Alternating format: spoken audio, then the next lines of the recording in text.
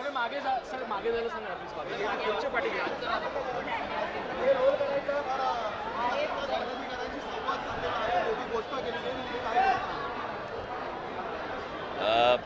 मुंबईमध्ये नव्याने काही पदरचना आम्ही केलेल्या आहेत आणि त्याच्यामध्ये पहिल्यांदाच मुंबईला शहर अध्यक्ष आणि उपशहर अध्यक्ष, आत्तापर्यंत पक्षामध्ये फक्त विभाग अध्यक्ष हे पद होतं.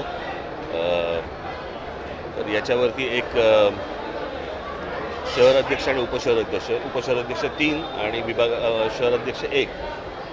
त्याच्यामुळे संदीप देशपांडे यांचं शहर अध्यक्षपदासाठी म्हणून मी नाव घोषित केलं. आता कुलाबा ते माहीम आणि कुलाबा ते शिव सायन या विभागाची जबाबदारी यशवंत किल्लेदार यांच्याकडे देण्यात आली आहे.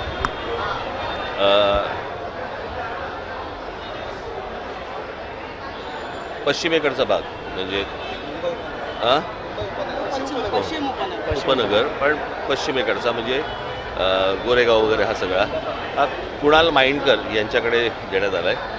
आणि या बाजूचा पूर्वेकडचा भाग हा योगेश सावंत यांच्याकडे उपशहर अध्यक्षपदाची जबाबदारी दिली आहे.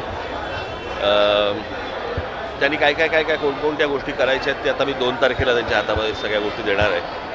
आणि तसंच खालपर्यंत कोणकोणत्या गोष्टी करायच्या आहेत, कोणत्या चौकटीत काम करायचं आहे आणि कसं काम करायचं आहे, काय गोष्टी त्या सगळ्या त्यांना लेखी स्वरूपामध्ये दिल्या जातील. तसंच एक केंद्रीय समिती म्हणून आम्ही नेमली आहे जी या प्रत्येक घटकाकडे बारकाईने लक्ष ठेवेल आणि त्यांच्याशी संवाद साधेल. आणि याच्यासाठी म्हणून मी पक्षाच्या नेत्यांची, बाळा नांदगावकर आहेत त्यांच्याकडे गटाध्यक्षांची जबाबदारी दिली आहे. त्याच्यानंतर नितीन सरदेसाई आहेत त्यांच्याकडे विभागाध्यक्षपदाची जबाबदारी दिली आहे. अमित ठाकरे आहेत त्यांच्याकडे शाखाध्यक्षपदाची जबाबदारी दिली आहे. म्हणजे बरेच लोक येतात त्याच्यामध्ये यादीमध्ये.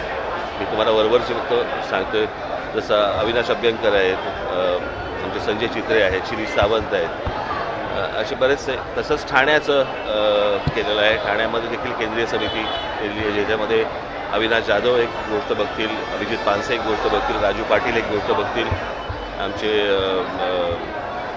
बाकीचे इतर जे आमचे सर्व लोक आहेत हे वेगवेगळ्या विंग्स, गजानन काळे एक बघतील. तर या प्रकारे म्हणजे या बाजूनेही पक्ष बांधला जाईल आणि या बाजूनेही पक्ष बांधला जाईल या दृष्टिकोनातून ही रचना करण्यात आली आहे. बघू कसं यश येतं. मुंबईप्रमाणे इतर शहरांना संपूर्ण महाराष्ट्राला ही रचना लावण्यात येणार आहे.